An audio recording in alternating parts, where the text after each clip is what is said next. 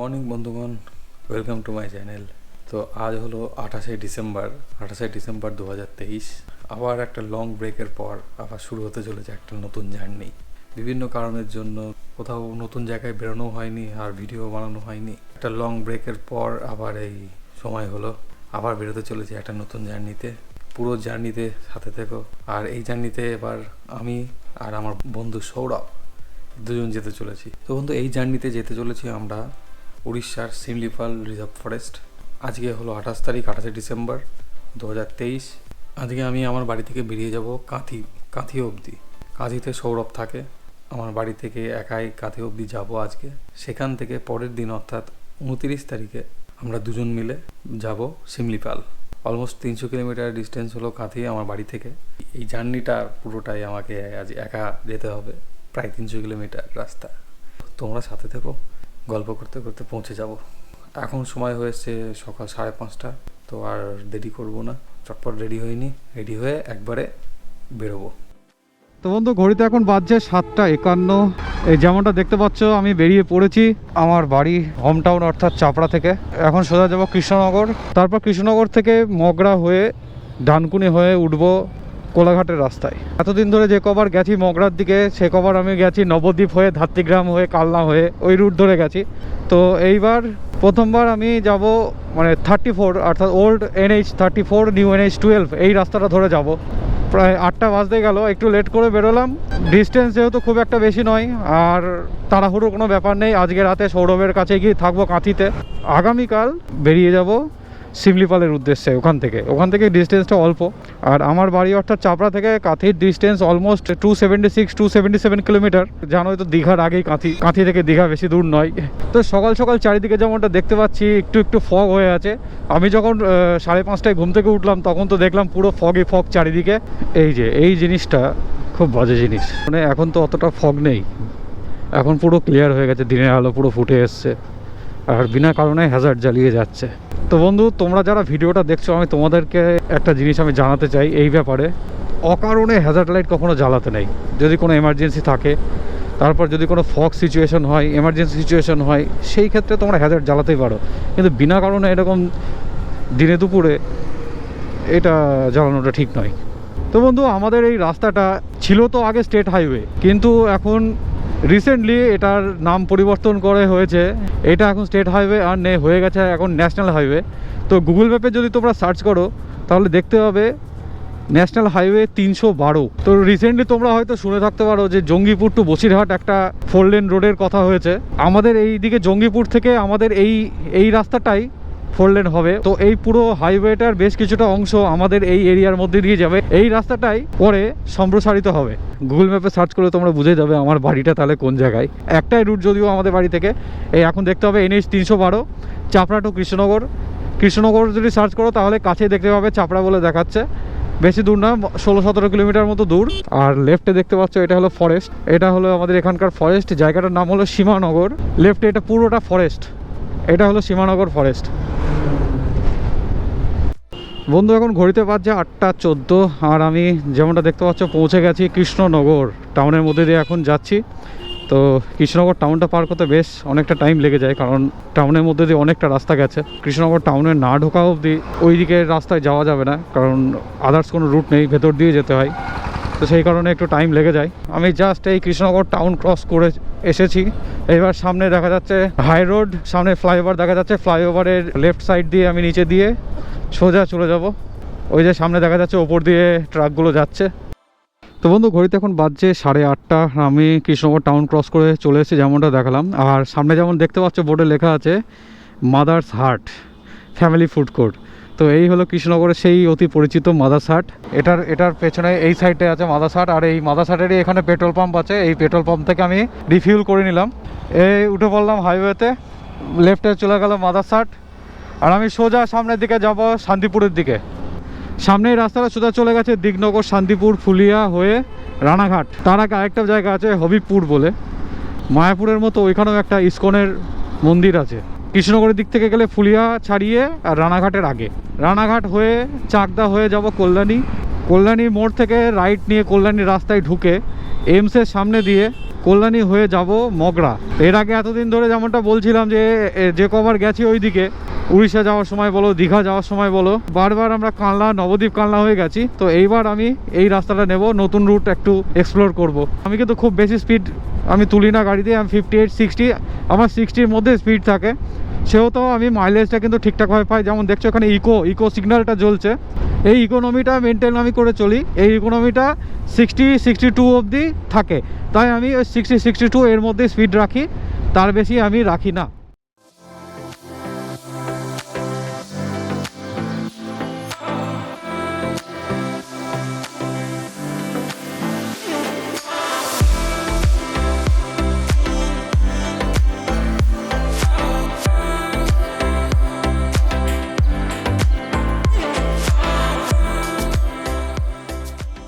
ঘড়িতে এখন বাজছে 9:06 আর আমি এখন ক্রস করছি হবিবপুরের ফ্লাইওভার।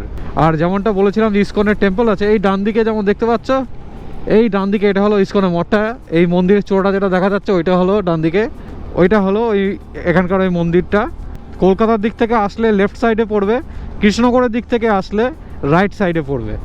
তো বন্ধু এই রাস্তায় যেটার ভয় পাচ্ছিলাম ঠিক সেটাই হলো। দেখতে পাচ্ছ লম্বা লাইন, ঠিক রানাঘাটের আগে প্রতিবারের মতো এবারও জ্যাম। লেফট দিয়ে কতটা এগিয়ে যাওয়া যায় দেখি।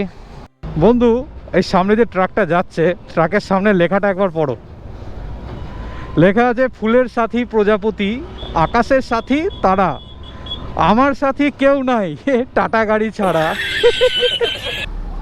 তো বন্ধু ফাইনালি এখন চলে এসেছি রানাঘাটের গেটে। আর একটু গেটে ট্রাকটা দাঁড়িয়ে আছে, আর একটু গেটটা ক্রস হয়ে যাবে, আর একটু গেলেই।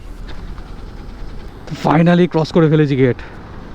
ঘড়িতে এখন বাজছে 9:42 আর আমি এখন চলে এসেছি চাকদা চৌমাথা মোড়।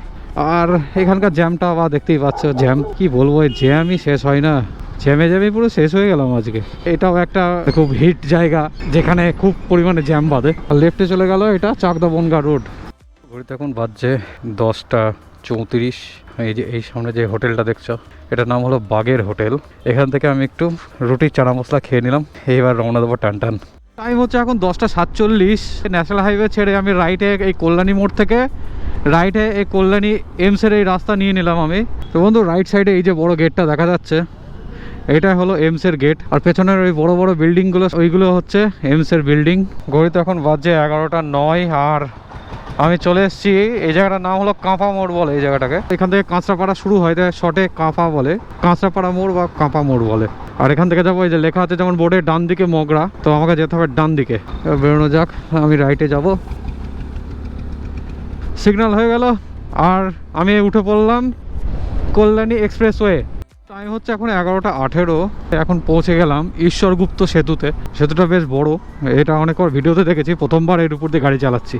টাইম হচ্ছে এখন 11:27 আর আমি চলে এসেছি এখন মগরা ফ্লাইওভার। এইবার এই রাস্তা দিয়ে সোজা গেলে চলে যাব ডানকুনি। তো এখান থেকে কোলাঘাটের ডিস্টেন্স দেখাচ্ছে আর 80 কিলোমিটার, আর কোনটায় অর্থাৎ কাঁথির ডিস্টেন্স দেখাচ্ছে আর 157 কিলোমিটার। চলো এবার এগিয়ে যাই। এখানে বেশ কিছুটা ব্রেক নিয়ে নিলাম যাতে সামনে আর থামতে না হয়, সেই কারণে।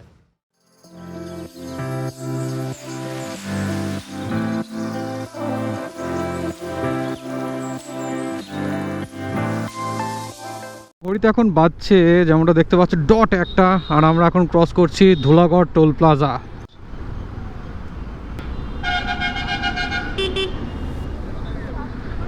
আর এখানে সব চেকিং চলছে। ঘড়িতে এখন বাজছে 1:05 আর ধুলাগড় টোল প্লাজা এখানটায় 5 মিনিট মতো দাঁড়িয়ে নিলাম। এতে অনেকটা আরাম হলো, রেস্ট হয়ে গেল কিছুটা, একটু জল টল খেয়ে নিলাম। আবারই এখন কন্টিনিউ করছি। কোলাঘাট এখান থেকে দেখাচ্ছে এখনও আর 45 কিলোমিটার বাকি, আর কন্টাই বা কাঁথি এখান থেকে দেখাচ্ছে প্রায় 125-26 কিলোমিটার বাকি। ঘড়িতে এখন বাজছে 1:24 আর আমি এখন পৌঁছালাম এসে উলুবেড়িয়া। এখন এই যে সিগন্যাল পড়েছে আবার, উলুবেড়িয়া সিগন্যাল।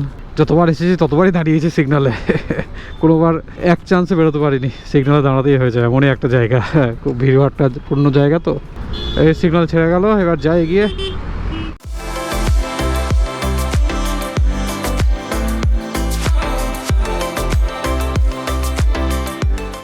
ঘড়িতে বাজছে 1:53, মানে 2টো বাজতে আর 7 মিনিট বাকি। আর বাড়ি থেকে অলমোস্ট 200 কিলোমিটার, 192 কিলোমিটার গাড়ি চালিয়ে চলে এসেছি এই কোলাঘাট ব্রিজ তোমাদের সামনে দেখো, আরেকবার দেখাচ্ছি তোমাদেরকে কোলাঘাট ব্রিজ।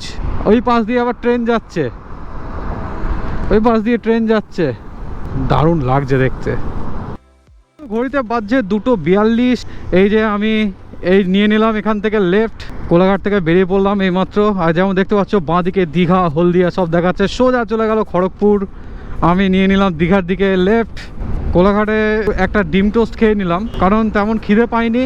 তো বন্ধু ঘড়িতে এখন টাইম হচ্ছে 3:17। রিঞ্চি বলে একটি জায়গার উপর দিয়ে যাচ্ছি এখন। এইমাত্র মাইলস্টোনে দেখলাম রিঞ্চি 0 কিলোমিটার। আর নন্দকুমারের অনেক কাছাকাছি চলে এসেছি। নন্দকুমার থেকে নিতে হবে রাইট, কিন্তু তার আগে দেখতে পাচ্ছ যেমনটা 2টো দাগ পড়ে আছে তেলের। আমাদের পার্টনারের খিদে পেয়ে যাচ্ছে, তো পার্টনারে আবার পেটটা ভরাতে হবে। রাইট সাইডে এই ইন্ডিয়ান অয়েলের এই পেট্রোল পাম্পটা চোখে পড়লো। এই পেট্রোল পাম্পে রিফিল করে নিলাম। এখানে এই দোল্লাটা আছে, 5-7 মিনিট হলো বসে আছি, একটু রেস্ট নিচ্ছি। তো এই অবধি মোটামুটি 223-224 কিলোমিটার কভার হয়ে গেছে বাড়ি থেকে, আর বেশি বাকি নেই। তো বন্ধু ঘড়িতে এখন বাজছে 3:51, আর আমি ওই পেট্রোল পাম্প থেকে রাইট সাইড থেকে ক্রস করে আবার চলে আসলাম বেরিয়ে। এখন আবার যাব এইদিকে, এই যে নন্দকুমারের এই টার্ন, এই যে সোজা চলে গেল হলদিয়া, আর আমি যাব এই দিকে দীঘার দিকে।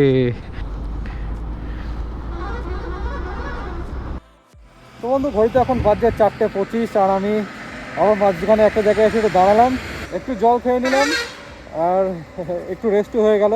হঠাৎ করে মাজা ফিট একদম পুরো লেগে গেছিলো, তাই আমি একটু দাঁড়িয়ে পড়লাম। আর সামনে সুন্দর একটা সানসেট হচ্ছে, এটাকে দেখছিলাম। গাছের ফাঁক দিয়ে সূর্যটাকে দেখতে দারুণ লাগছে, দেখো একবার।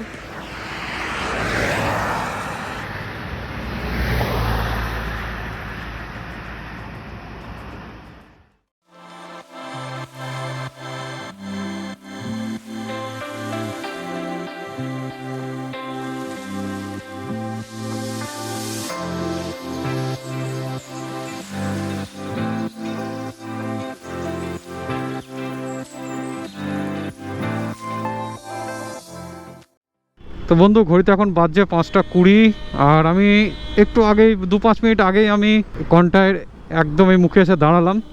সৌরভকে ফোন করলাম, সৌরভ লোকেশন পাঠিয়ে দিল। গোপ্রো ব্যাটারিতে একদম বেশি চার্জ নেই, সেহেতু আমি এখন বেশি ভিডিও করতে পারছি না। তো বন্ধু এখন সময় হয়ে এসছে প্রায় রাত 10টা। আমি মোটামুটি 5:30টার মধ্যেই আমি পৌঁছে গেছি কাঁথিতে। এনার্জি সেরকম কিছু ছিল না, তাই আমি সেই সময় ভিডিওটা এন্ড করতে পারিনি।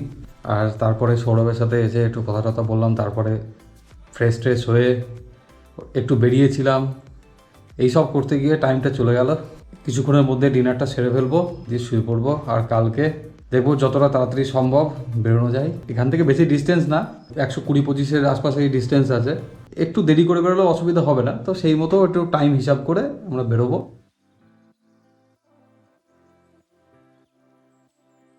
গুড মর্নিং বন্ধুগণ।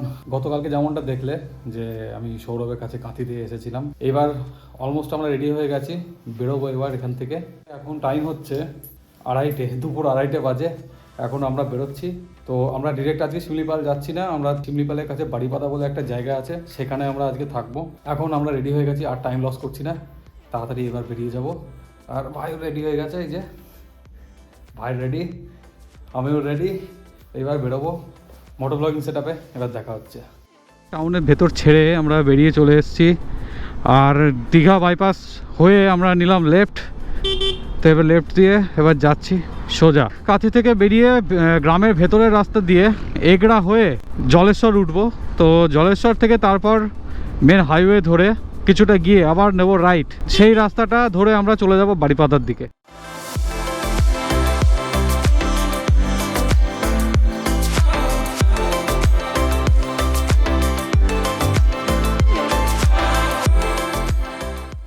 রোডটা দেখতে পাচ্ছ তো, গ্রামের মধ্যে দিয়ে গেছে, গ্রামীণ রোড এটা, কিন্তু কত সুন্দর উঁচু নিচু রোড, একদম মনে হচ্ছে যেন পাহাড়ি এলাকায় আমি গাড়ি চালাচ্ছি, পাহাড়ি এলাকার মতো পুরো লাগছে। আর রোডের কন্ডিশনও একদম পুরো এ ক্লাস, দারুণ। এই দেখো সামনে যেমন কতটা ডাউন আছে, সাইকেলটা নামছে ডাউনে। গোপ্রোতে কতটা বোঝা যাবে জানি না, গোপ্রোতে হয়তো অতটা বোঝা যাবে না, কিন্তু রোডটা কয়েকটা জায়গায় অনেকটা খাড়া আছে, আবার কয়েকটা জায়গায় একদম ডাউন এইরকম। তো যে এই রুটটা ধরে যাচ্ছি আমরা, এই রুটটা হচ্ছে কাঁথি দেপাল রুট। তো এইটা ধরে আমরা যাব এগরাতে, মানে এগরা পুরো টাউনের ভেতরে ঢুকবো না, এগরাটাকে একদম একটু বাইরে থেকে বাইপাস করে আমরা চলে যাব জলেশ্বরের দিকে। তো বন্ধু এখন আমরা এই যে রেল গেটটা ক্রস করছি, এটা হলো সুজালপুর, বাঁদিকে দেখতে পাচ্ছ সুজালপুর রেলওয়ে স্টেশন এটা, আর এই বাঁদিকে হলো দীঘা, আর ডান দিকে এইদিকে রেল লাইন চলে যাচ্ছে তমলুকের দিকে। তো আমরা দীঘা আপাতত যাচ্ছি না, দীঘার এত কাছে থেকেও দীঘা যাচ্ছি না, তো আমরা যাব উড়িষ্যা, কারণ এখন ডাকছে আমাদের। এই চত্বরে দেখছি প্রচুর কাজুর বিজনেস হয়, কাজু যে বাদাম, কাজু বাদাম, স্যার জায়গায় জায়গায় অনেক জায়গায় ফ্যাক্টরি আছে দেখলাম, যেখানে বস্তা ভরে ভরে প্রচুর পরিমাণে কাজু চারিদিকে রাখা আছে। অনেক জায়গায় কাজুর গাছও দেখলাম, বড় বড় বাগান আছে, সেখান থেকে কাজুর চাষ করে বস্তায় প্যাক করে বাইরে এক্সপোর্ট করা হচ্ছে। বন্ধু আমরা যে জায়গাটা দিয়ে যাচ্ছি একবার চারিপাশটা তাকিয়ে দেখো, একবার আমি দেখাচ্ছি তোমাদেরকে। দেখো মনে হচ্ছে চারিদিকে ঘন ফরেস্ট, পুরো মাঝখান দিয়ে রাস্তা, আর মাইলস্টোনে লেখা আছে মাইতিহাট, আর সামনে 2 কিলোমিটার বাকি। মাঝে মধ্যে এরকম ছোট ছোট বসতি আর এইরকম পাথুরে বালি মাটি, তার উপর দিয়ে এরকম পিচ রাস্তা, আর চারিদিকে এরকম ঘন ঘন গাছপালায় ভর্তি, জায়গায় জায়গায় এরকম ঘন ফরেস্টও আসছে। এখন টাইম হচ্ছে 3:35। আমরা যে কাঁথি দেপাল রুট দিয়ে আসছিলাম সেই রুটটা থেকে আমরা দেপাল পৌঁছে গেছি। তো দেপাল থেকে নিলাম আমরা রাইট। এখন এই রাস্তাটা হচ্ছে দীঘা এগরা রোড, পেছনে হচ্ছে দীঘা, আর আমরা সামনে এখন যাচ্ছি এগরার দিকে। তো আমরা এগরাতে ঢুকবো না, এগরার আগে থেকে আমরা এগরাটাকে বাইপাস করে বেরিয়ে যাব জলেশ্বরের দিকে। তো এখন এই সোজা যাব আমরা 15 কিলোমিটার, তারপর 15 কিলোমিটার পরে নেব লেফট টুয়ার্ডস জলেশ্বর। তো এখন যাব 15, আর তারপরে ওখান থেকে 27। টাইম হচ্ছে এখন 3:57। আমরা ওই এগরা দীঘা রোড থেকে লেফট নিয়েছি, পেছনে ছিল কুদি বলে একটা জায়গা, সেই কুদি থেকে নিয়ে নিলাম লেফট। এবার আমরা এই রাস্তা ধরে সোজা চলে যাব জলেশ্বর, যেটা আর 27 কিলোমিটার আছে বাকি।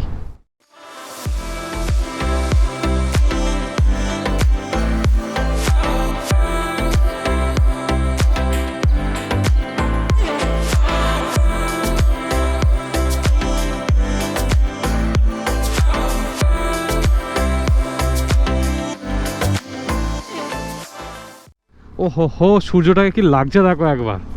ও হাইওয়ে ওই যে সামনে দেখা যাচ্ছে, ওই যে ফ্লাইওভারটা, ওইটাই হলো হাইওয়ে। ওই যে ওপর দিয়ে ট্রাক যাচ্ছে, আমরা নিচে থেকে নিয়ে নেবো লেফট। আর আমরা ওই পেছনে একটু দাঁড়িয়েছিলাম, একটু জল টল খেয়ে নিলাম, কারণ অলমোস্ট 70 কিলোমিটার হয়েছিল। আমরা একটানা এসেছি বেরিয়ে থেকে, তো এই 68 কিলোমিটার ননস্টপ এসেছি পুরো। এই নিয়ে নেবো লেফট। এই সামনে দেখতে পাচ্ছ পাহাড়ের মতো পুরো উঠেছে উপরে। ও এইবার দেখো সূর্যটা কেমন লাগছে। 2021 সালে আমরা এসেছিলাম বাইক রাইড করে উড়িষ্যা প্রথম। এই যে জলেশ্বরের এই রাস্তা দিয়েই আমরা বাইক চালিয়ে গেছিলাম। তারপরে এখন 2023-এর এই ডিসেম্বর, এখন আবার পার্টনারকে নিয়ে 2 চাকায় আবার আসলাম এই উড়িষ্যায়। কিছু পুরনো স্মৃতি রোমন্থন হচ্ছে। এই রাস্তা দিয়ে আমরা ছুটে চলে গেছিলাম সামনের দিকে, দূর দূরান্তে, সেই কোথায় দারিংবাড়ি, সেই অত দূর গেছিলাম দারিংবাড়ি। সেই সময়কার সব ভিডিও আছে চ্যানেলে, যদি না দেখে থাকো লিঙ্ক দেওয়া থাকবে ডেসক্রিপশনে, প্লাস ওপরে কার্ডও আসছে, দেখে নিতে পারো। আর ভিডিওর লাস্টেও লিঙ্ক দিয়ে দেবো। এই ভিডিওটা দেখে তারপর উড়িষ্যার পুরো সিরিজটা দেখে নিও।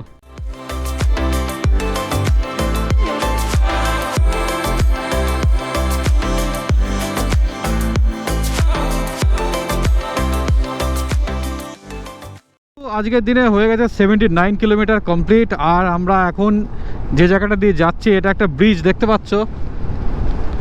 নিচে যে নদীটা আছে এইটা হলো সুবর্ণরেখা নদীর ওপরে এই ব্রিজ। কতটা চড়া দেখতে পাচ্ছ, 3 আর ওইদিকে 3, টোটাল 6 লেনের এখানে রোড। টাইম হচ্ছে এখন 5:17, আর আমরা এই যে রাইট সাইডে হাইওয়েকে ছেড়ে লেফট দিয়ে নেমে পড়লাম। পেছনের বোর্ড ছিল চিত্রদা ডান দিকে, তো আমরা ওই ডান দিকে চিত্রদার দিকেই যাব। এই রাইট নেবো এবার, ফ্লাইওভারের নিচে দিয়ে রাইট। এই যে এইটা হলো রাস্তা, ওপর দিয়ে চলে গেল হাইওয়ে। তো বন্ধু এই রাস্তায় এসে দেখছি এই রাস্তার কন্ডিশন খুব একটা ভালো না, যেমনটা দেখতেই পাচ্ছ যে এইরকম কিছুটা হয়ে আছে। আর এই রাইট সাইড দিয়ে গেছে ট্রেনের লাইন, গেছে কলকাতা চেন্নাইয়ের ওই রুটের লাইন, এটা মেন লাইন। আর আমরা এখন রেল গেটটা ক্রস করব, দিয়ে ডান দিকে যাব। পেছনে একটা স্টেশন ছিল, এখানকার স্টেশন অমরদা এরকম কিছু একটা নাম ছিল। এখন টান টান যাবো চিত্রদা, চিত্রতা থেকে সোজাও যাওয়া যায়, আবার লেফট একটা চিত্রতা ফরেস্টের মধ্যে দিয়ে একটা রোড আছে। আমাদের ইচ্ছা তো ছিল ফরেস্টের মধ্যে দিয়ে যাওয়ার, এখন সন্ধে হয়ে আসছে, এখন জানি না কতদূর কি হবে। এলাকার লোকজনকে জিজ্ঞাসা করব, যদি বলে যে হ্যাঁ রাত হলেও ওই রাস্তাটা সেফ যদি বলে তাহলে ঠিক আছে যাব, যদি বলে যে না রাতের বেলা সেফ হবে না তাহলে আমরা ফরেস্টের রোডটা ধরবো না, আমরা মেন রোড ধরেই যাব। তো বন্ধু এখন ঘড়িতে বাজছে 5:42, আর যেমনটা দেখতে পাচ্ছ এখানে আমাদের আজকের 100 কিলোমিটার হয়ে গেছে কমপ্লিট। আর রাস্তাটা বেশ ভালোই, প্রথমে একটু খারাপ ছিল ঠিকই, তারপরে দেখলাম মোটামুটি ভালোই আছে রোড কন্ডিশন। মাঝে মধ্যে একটু একটু খানাখন্দ আসছে ঠিকই, সেটা কোনো ব্যাপার নয়, সেটাকে ইগনোর করা যেতেই পারে। ওভারঅল রোড কন্ডিশন মোটামুটি একটু ভালো। এই যে যেমন দেখলে একটু খানাখন্দ গেল। টাইম হয়ে এসছে 6:11। ও ভাই পুরো ঘন অন্ধকারের মধ্যে দিয়ে রাস্তা, রাস্তাঘাট বেশ ভালো। মজা আছে উড়িষ্যার রাস্তাঘাটে। আমরা ওই চিত্রদা ক্রস করে আসলাম, চিত্রদায় দাঁড়িয়ে একটু আমরা চা বিস্কুট খেলাম। ওই দোকানের দাদাকে জিজ্ঞাসা করলাম যে ফরেস্টের রাস্তাটা কি সেফ হবে, তো অ্যাজ এক্সপেক্টেড বললো যে না, রাতের বেলায় ফরেস্টের রাস্তাটা সেফ হবে না, কারণ ওখানে হাতি আছে, হাতি বেরোয় রাতের বেলা। তাই আমরা আর ওইদিকে গেলাম না, তাই আমরা এই মেন রুটটাই গেলাম। টাইম হয়ে এসছে 6:52, আর আমরা বারিপাদা টাউনে ঢুকে পড়েছি। আর গোপ্রোর ব্যাটারি বেশি নেই, মাঝে মধ্যে বন্ধ হয়ে যাচ্ছে, তাই আমি এখন ভিডিও সেমন করছি না। হোটেলে একবারে পৌঁছে গিয়ে তারপর কথা হচ্ছে।